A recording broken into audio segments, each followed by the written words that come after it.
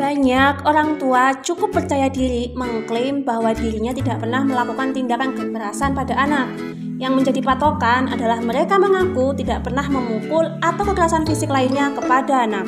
Mungkin bukan kekerasan fisik, tapi bisa jadi mereka melampiaskan dengan melakukan tindakan kekerasan secara emosional. Jenis kekerasan emosional orang tua kepada anak. Pertama, penolakan. Orang tua menunjukkan sikap penolakan baik secara sadar ataupun tidak dan membuat anak merasa tidak diinginkan. Kedua, pengabaian. Orang tua yang kebutuhan emosionalnya tidak terpenuhi punya kecenderungan untuk mengabaikan anaknya.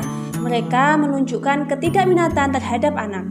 Ketiga, kekerasan verbal seperti berteriak, mengutuk, mengancam, mengintimidasi, mempermalukan anak di depan umum secara sadar ataupun tidak. Keempat, mengisolasi anak seperti tidak diperbolehkan melakukan aktivitas bersama teman, menyuruh anak tidak berteman dengan anak tertentu, dan memaksa mereka bermain di rumah. Kelima, merusak anak. Orang tua bisa merusak anak dengan mengizinkan mereka menggunakan obat terlarang, melakukan kriminal, eksploitasi, alkohol, menyaksikan tayangan kekerasan, dan tayangan dewasa. Keenam, gaslighting.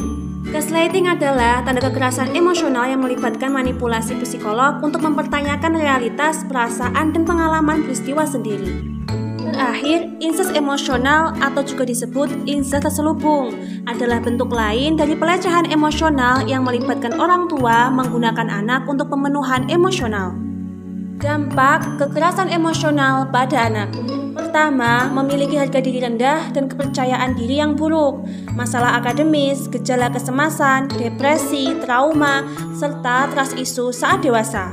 Penggunaan zat terlarang, gangguan makan, dan tidur. Bagaimana menghadapi kekerasan orang tua secara emosional?